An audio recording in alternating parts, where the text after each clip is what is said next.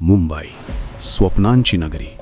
पण 1968 मध्ये हे शहर स्वप्न बघायलाही घाबरत होतं. कारण रात्रीचे लाईट बंद झाल्यावर अंधारात एक सावली फिरत होती, जिच्या हातात होती एक लोखंडी सळी आणि डोक्यात फक्त एकच आवाज, ऑर्डर. 41 खून. मोटिव्ह म्हणजे कारण शून्य. एक असा किलर ज्याच्यासाठी मारणं हे फक्त एक काम होतं. ही कहाणी आहे रमण राघवची, भारताच्या इतिहासातील सर्वात भयानक सायको किलरची.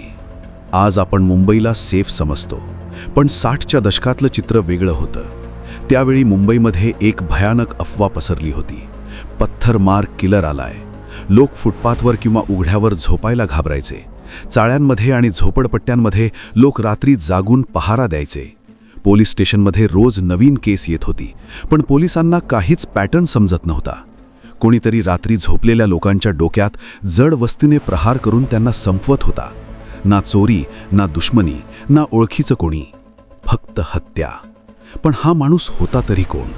त्याला ओळखलं गेलं सिंधी दलवाई, तलवाई, अण्णा किंवा थंबी या नावांनी. पण आज जग त्याला ओळखतं रमण राघव म्हणून. सामान्य गुन्हेगारांचे खून करण्यामागे काहीतरी हेतू असतात, पैसा, बदला किंवा राग. पण रमण राघवची केस स्टडी मानवी मनाला हादरवून टाकणारी होती. जेव्हा त्याला पकडलं गेलं तेव्हा त्याने पोलिसांना जे सांगितलं ते ऐकून भले भले हादरले. त्याचं म्हणणं होतं की त्याला स्वतः कानूनकडून, सरकारकडून ऑर्डर्स येत आहेत. त्याच्या डोक्यात एक वायरलेस आहे आणि त्यावर त्याला मोर्चा, म्हणजे ज्याला तो देव मानायचा, आदेश देतो की कोणाला मारायचं आहे. जरा विचार करा, हा माणूस स्वतःला खुनी किंवा गुन्हेगार समजतच नव्हता. त्याच्या दृष्टीने तो फक्त आपली ड्युटी करत होता. हे डार्क सायकोलॉजीचं एक अत्यंत गंभीर उदाहरण आहे, ज्याला वैद्यकीय भाषेत पॅरेनॉइड स्किझोफ्रेनिया म्हणतात, जिथे वास्तव आणि भास यांतला फरकच संपून जातो.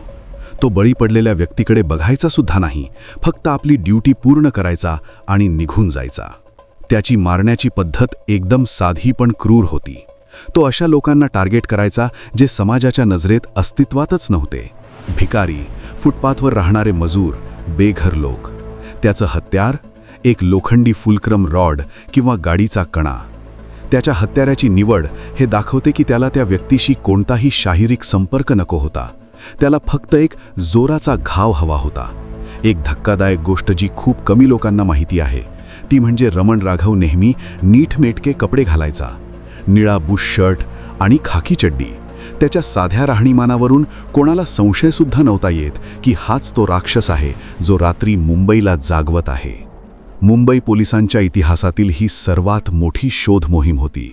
पोलीस आयुक्त ES मोडक आणि त्यांची टीम रात्रंदिवस एक करत होती. पण याचं खरं श्रेय जातं एका तरुण अधिकाऱ्याला, उपनिरीक्षक PSI ॲलेक्स फियालो यांना. ऑगस्ट 1968 मध्ये फियालो यांनी डोंगरी परिसरात एका संशयित माणसाला पाहिलं. त्याने तोच निळा शर्ट आणि खाकी चड्डी घातली होती. त्याच्या खिशात ती ओली छत्री होती. फियालोंच्या डोक्यात ट्यूब पेटली. हा तोच दिसतोय ज्याचं वर्णन साक्षीदारांनी दिलं होतं. पण यातला सर्वात इंटरेस्टिंग भाग हा आहे, जेव्हा फियालो यांनी त्याला थांबवलं तेव्हा रमण राघव पळाला नाही किंवा घाबरला नाही.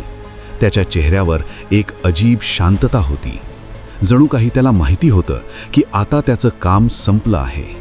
पोलीस स्टेशनमध्ये सुरुवातीला त्याने काहीच बोलायला नकार दिला. पोलीस हैराण होते. पण मग त्याने एक विचित्र मागणी केली, मला खायला चिकन करी हवी आहे. पोलिसांनी त्याला चिकन करी दिली. पोटभर जेवल्यावर त्याने पोलीस स्टेशनमध्ये शांतपणे बसून 41 लोकांच्या हत्येची कबुली दिली. त्याने स्वतः पोलिसांना नेऊन दाखवलं की त्याने त्याचे हत्यार, म्हणजे ती लोखंडी सळी, कुठे लपवली होती. आरे कॉलनीच्या जंगलात एका झुडपाच्या मागे. त्याने हे सुद्धा सांगितलं की त्याने स्वतःच्या सख्ख्या बहिणीवर सुद्धा हल्ला केला होता. त्याच्या डायरीमध्ये नावं होती, डिटेल्स होत्या, पण एक गोष्ट नव्हती, ती म्हणजे पश्चात्ताप. रमण राघवला कोर्टाने फाशीची शिक्षा सुनावली, पण नंतर त्याची मानसिक स्थिती पाहून ती बदलून जन्मठेप झाली. 1995 मध्ये पुण्याच्या सॅसून हॉस्पिटलमध्ये त्याचा मृत्यू झाला.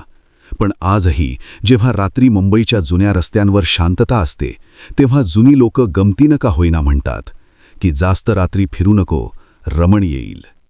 तुम्हाला काय वाटतं? रमण राघव एक जन्मजात किलर होता की परिस्थितीने त्याला तसं बनवलं? तुमचं मत कॉमेंट्समध्ये नक्की सांगा. पुढच्या व्हिडिओमध्ये आपण बघणार आहोत दांडेकर केसची मिस्ट्री. व्हिडिओ आवडला असेल तर लाईक करा आणि चॅनलला सबस्क्राईब करायला विसरू नका. भेटूया पुढच्या व्हिडिओमध्ये. जय महाराष्ट्र.